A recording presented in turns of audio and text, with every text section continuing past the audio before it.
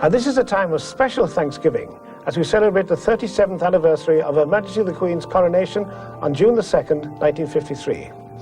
So to begin our visit to the chapel, the choir sings a very simple short anthem composed by Ralph Vaughan Williams and first sung as the new Queen received communion at her coronation.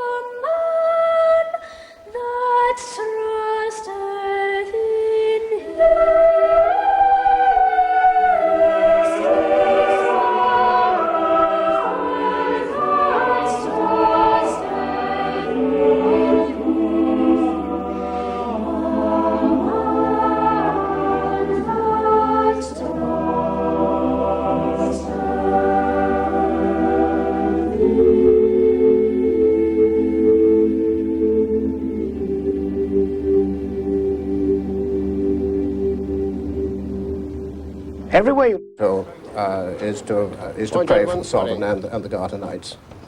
I think that the one thing which I enjoy about it, and I know this also applies to many of my members, and that is that as one steps into that chapel, I think one would have to be completely soulless not to feel the sort of tremendous atmosphere and aura of history which abounds in the place. We look it up at the ceiling, there's the banners and the helms of the Garter Knights going back centuries. Military Knights of Windsor, hats off, and shake hands. And you also play conkers. Yes, we do. Oh, well, that's probably in days gone by. I think that the poor knights probably gave vent to their energies by a bit of jousting, which used to go on somewhere just up the top of the castle here. But apparently, about 3 or 4 years ago, one of our members decided that a more peaceful sort of approach, as an outlet to his energies, was really to invite the boys, the choristers really, in the school down below, St. George's School, to take part in a conker march.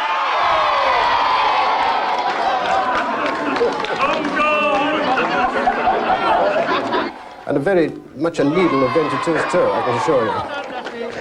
Mr. Hill, as headmaster of St. George's School, which team do you declare the winner? Sadly, sir, I have to declare that the Military Knights have won the trophy by 6-4. Oh! Thank you, sir. Thank you very much.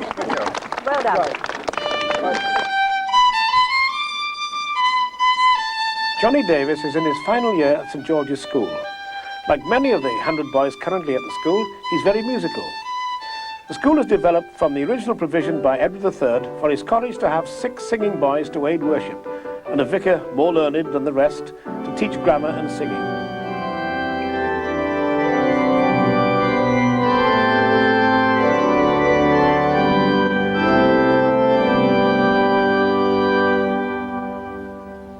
As you know, today is Whit Sunday, or Pentecost, the day each year when Christians remember the coming of the Holy Spirit to the followers of Jesus.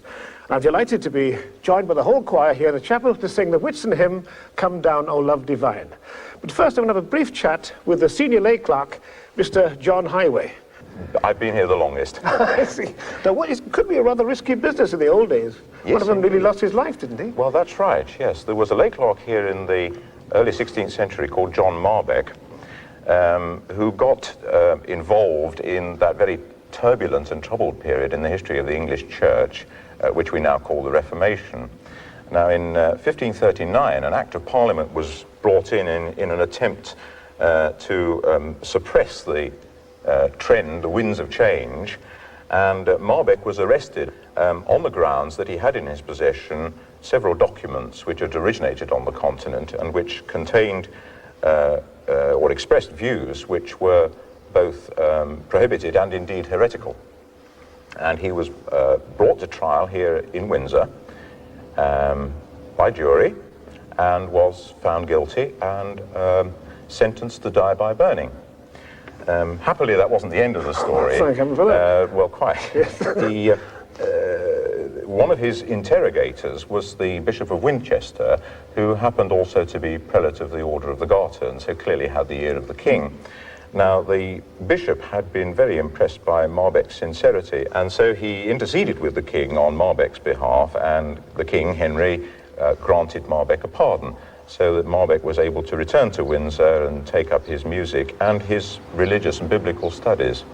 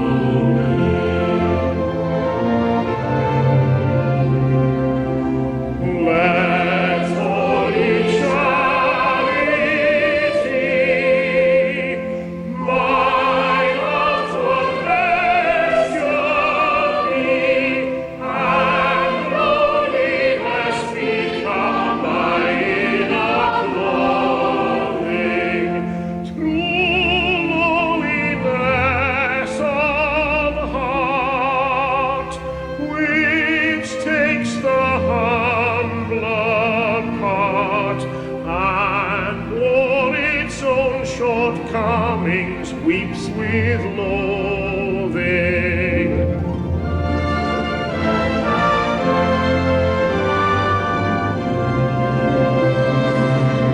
And so the yearning strong, with which was hurried on, shall not pass the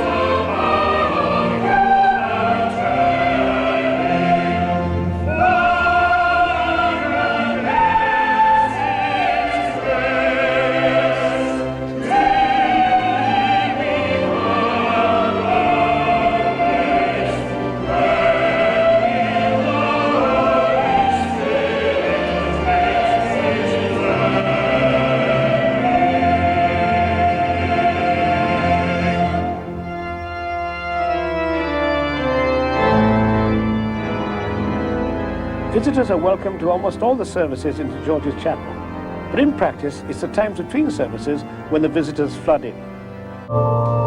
Music creates its own atmosphere, even for those who have no experience of faith, and there's been an organ in the chapel since the 15th century. Harry Briggs, who's joint head chorister with Johnny Davis, is already beginning to master today's 4 manual instruments by Harrison and Harrison.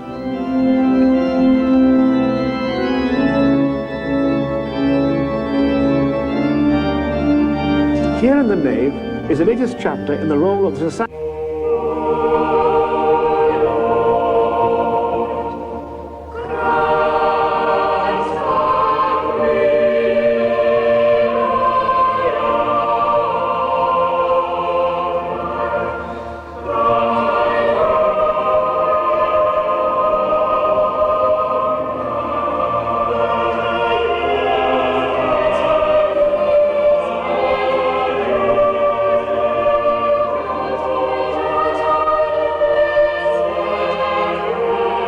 The motet, Lord Grant the Queen a Long Life, by the 16th century composer Thomas Weelkes.